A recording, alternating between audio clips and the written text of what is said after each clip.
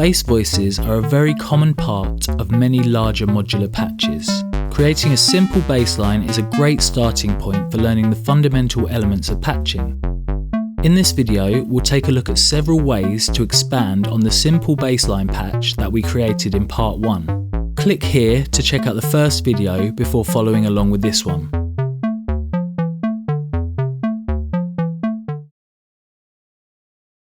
Let's modify the voice from the first video by patching from the pulse out of our oscillator instead of the sub.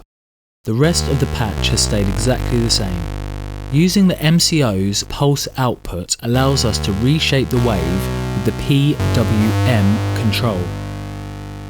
Changing a square wave's pulse width is an easy way to modify its timbre straight from the source. Narrowing the pulse width results in a thinner, more buzzy sound. Beyond simply reshaping the wave, we can modulate the pulse width over time to add an interesting motion and character to the bass voice. Let's patch a standard triangle wave LFO from Pamela's new workout to the PWM CV input. Now when we play a note, we can hear the wave narrow and widen at the rate of the LFO. Let's lower the filter cutoff, taking note of the added movement provided by the pulse width modulation. Pulse width modulation is a great way to add grit and character to a bass sound, and many oscillators, both digital and analog, include pulse width modulation inputs. Another technique we can use to add complexity to our sound is the mixing of multiple oscillator outputs before the filter.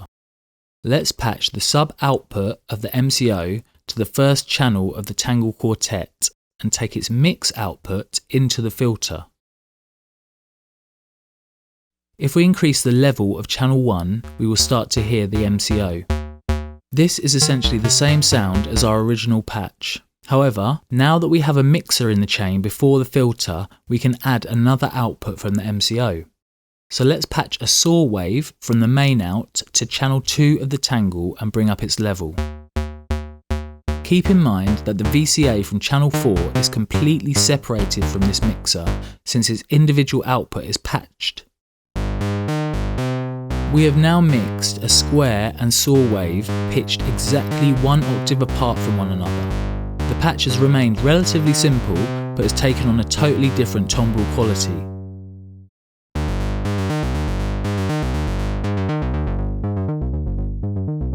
This same technique can be applied with 2 different oscillators, with the ability to detune them from one another for an even thicker sound.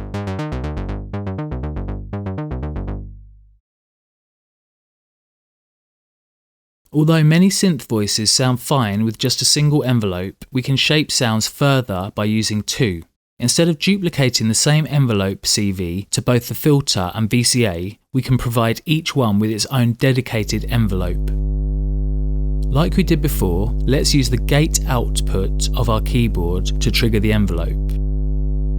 This time, however, we'll patch it to a mult beforehand, which duplicates the signal to both envelope inputs.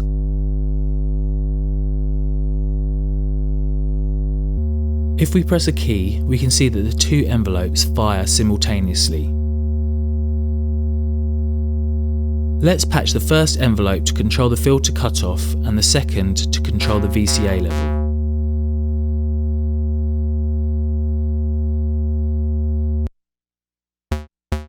Now we can increase the decay time of the second envelope to give the voice a longer fade out without affecting the modulation of the filter cutoff. We can adjust the filter envelope in the opposite direction to create a plucky sound.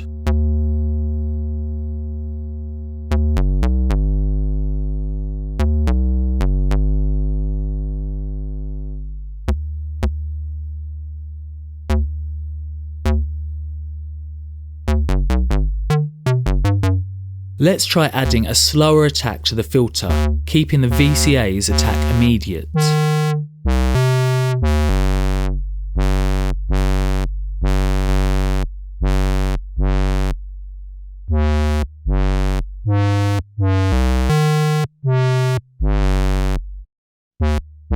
Now we'll do the opposite, giving the filter an immediate attack but adding a slower fade to the VCA.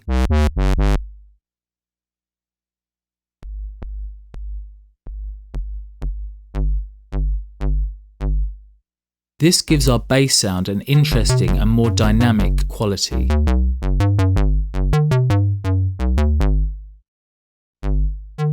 Using two envelopes is a great way to add additional control to a patch, allowing sounds with more natural tonal qualities to be synthesized.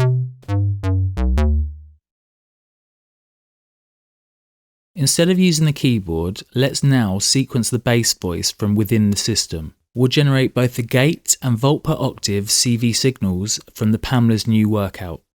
First, let's patch channel 1 to trigger our envelope. If we start Pam, we can hear the voice to begin to sound each time the output pulses. This is just like repeatedly pressing a key. If we navigate to channel 1 and set it to times 2, we will double the speed of the steady pulse. Let's move on to channel 2 to create a volt per octave pitch sequence. We'll set it to times 2 like our gate out, then hold the encoder to add further modifications. We'll start by changing the wave from a pulse to random voltage. Let's patch it to the volt per octave input of the MCO and see what happens. Each time the voice is triggered, a new random pitch is played. This is close to a sequence but lacks repetition and harmony. If we now navigate left, we'll find a page labelled Quant. This is a pitch quantizer that locks arbitrary voltages to the selected musical scale. So let's select Major and start playback once more. Now the random voltage stays locked to the intervals of the major scale. Let's navigate to the level page to reduce the octave range of the CV.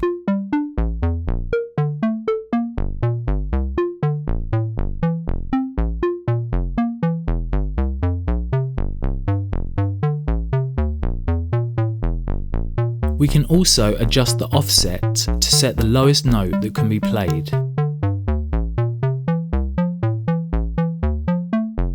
We are very close, but the notes being generated are still completely random. So the final step to creating a sequence is to add some repetition. Let's navigate to the loop page and set it to loop the CV from channel 2 every 4 beats.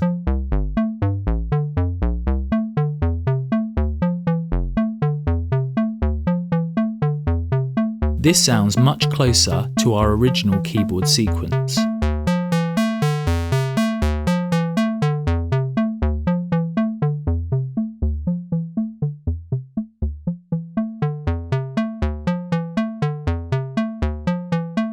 If we change the loop setting to 8 bars, we will double the length of the sequence.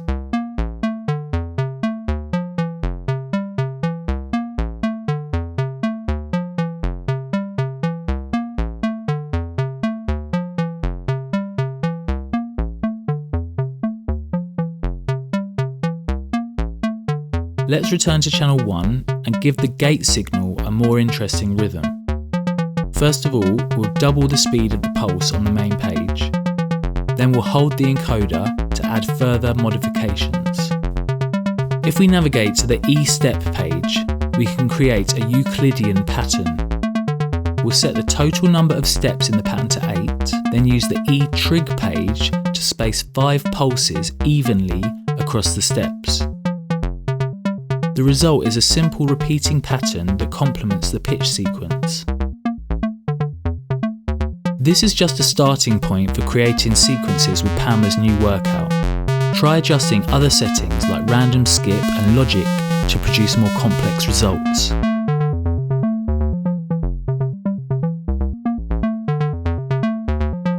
Creating a bass line is a great place to start when building a full track or just simply experimenting with patch techniques. Working within a simple framework like this can produce exciting and sometimes unexpected musical results.